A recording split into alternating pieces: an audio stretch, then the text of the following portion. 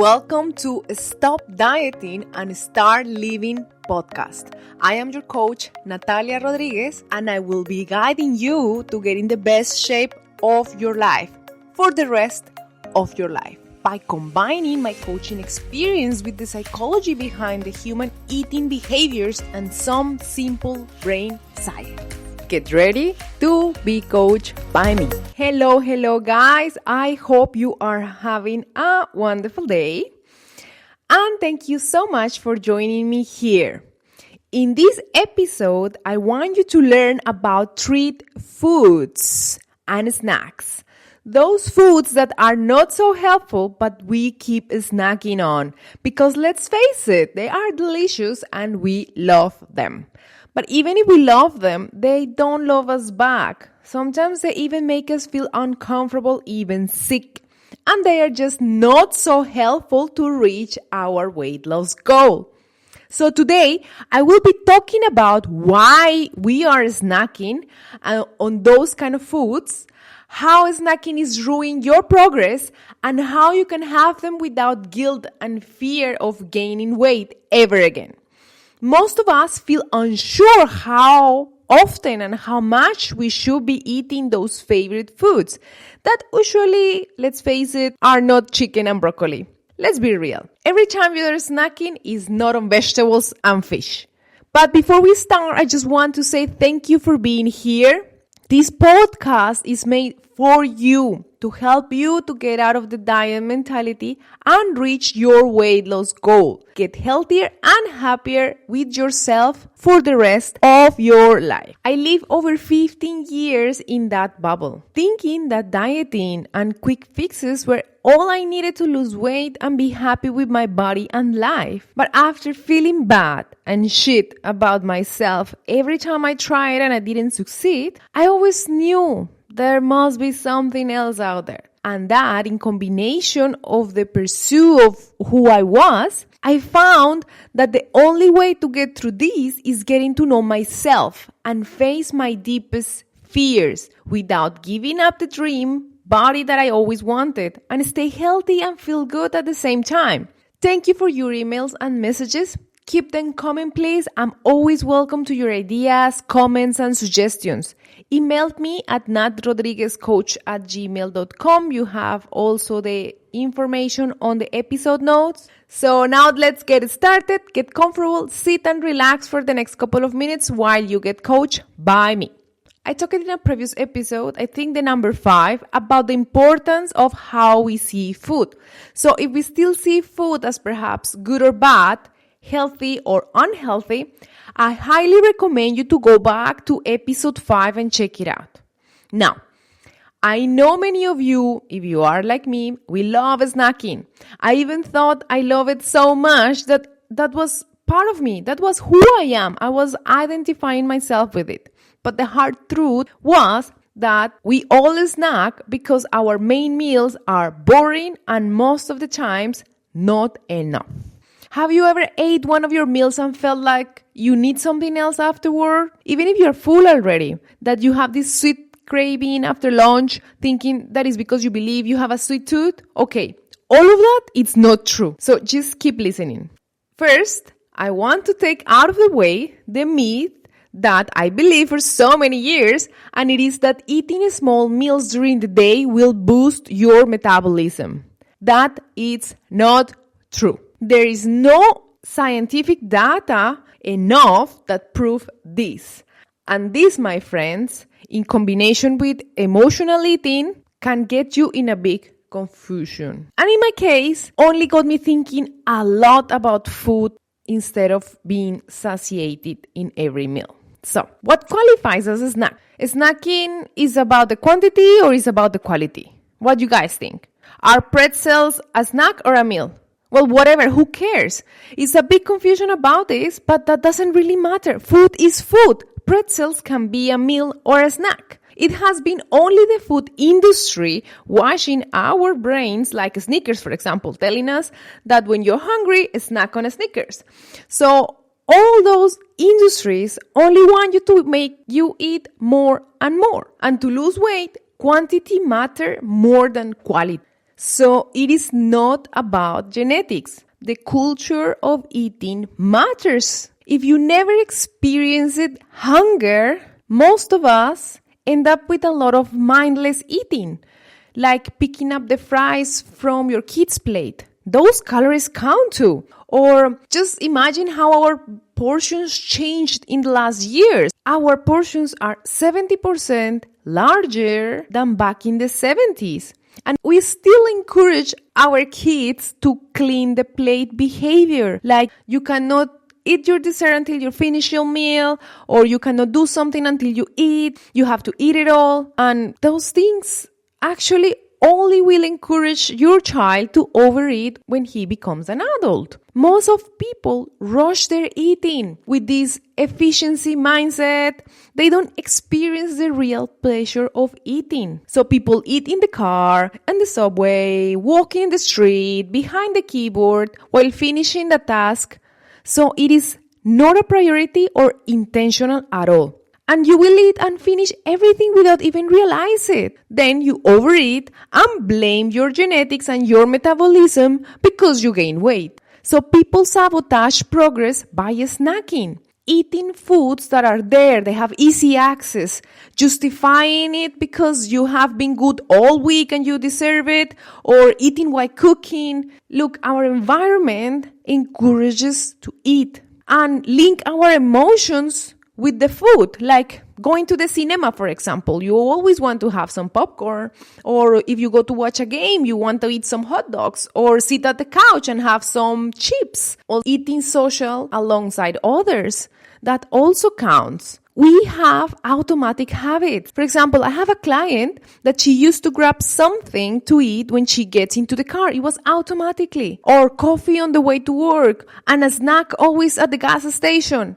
And she didn't even realize it. And it seems that just because the person is not conscious about it, so doesn't count. Well, that adds a lot of calories that your body don't need. And it will be stored as fat. My experience has changed, and instead of 5 and 6 meals a day that kept me thinking about food all the time, I was eating in the kitchen, in front of the fridge, in front of the TV, while working, while driving, while traveling. So I used to have snacks 2 or 3 times on a day. And definitely, when you do that, you don't have a clear idea of how hunger feels like. And if you are like that, most of the time, you will be debating between guilt and shame after your meals, between the I want, but I shouldn't. When I first heard that I should be having only 3 meals, when I used to have between 5 and 7 in a day, I panicked. I thought that was nonsense. I cannot live with only 3 meals. But hear me out. The trick was in what I was eating on my meals. Did I was eating what I really wanted? Or was I constantly eating what I should be having? Like what this nutritionist on Instagram said, or what this fitness model eats to keep her in shape, and it will help me to lose weight despite my hunger and cravings? Look, you must understand that we are over 7 billion people in this planet. At least. And we are all different, yes. Many studies have been made to prove that we are all different despite how similar we can look. So I was doing that for many years, following other ideas, tips and tricks, carrying food always with me, avoiding to feel hunger. And that only got me to feel more confused and create this constant feeling of restriction and deprivation. And the sad part, that makes me feel bad about myself, of who I was. So, 3 meals, making it a ritual, looking to feel truly satisfied and full, not thinking about food anymore until hunger pop up, that is satisfaction. I used to believe I wasn't hungry in the mornings, but that was because 2 reasons.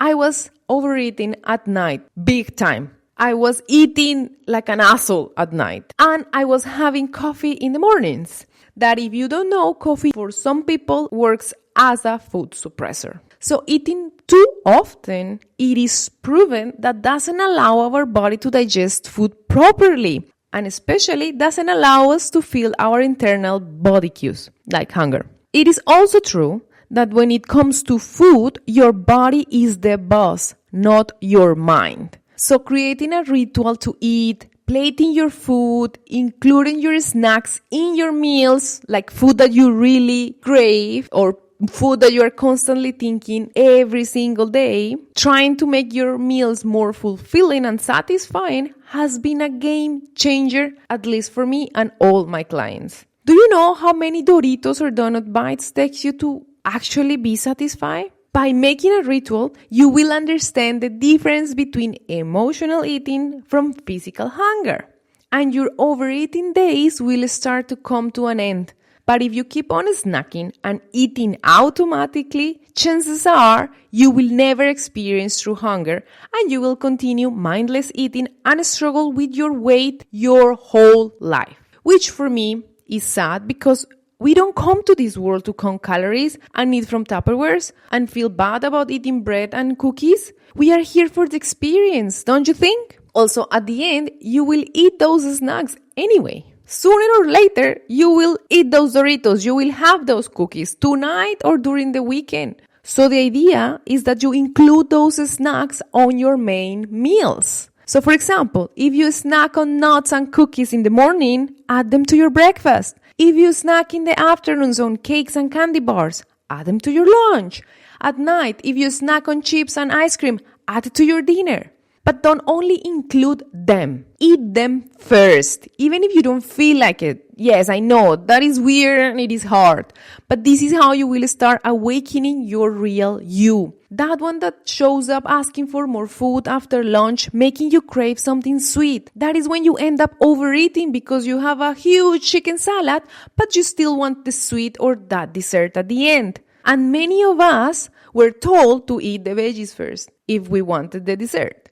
And that, guys, only put into trouble because now we overeat. And that is how you pick up 5 or 10 kilos in the last years without even realizing it. So that is, my friends, snacking is not a good idea if you want to heal your relationship with food and you want to lose weight for good. When plating your food, ask yourself if you need more, especially if you want to lose weight. Sitting at the table helps you to be aware of that, not if you're watching TV, driving, or working. When doing that, remember you're missing all the experience, especially if you really love food. Make a ritual of the process and honor it. Be present and not realize, oh man, this is over and I didn't get to enjoy it. That happened to me all the time when I was having my favorite foods.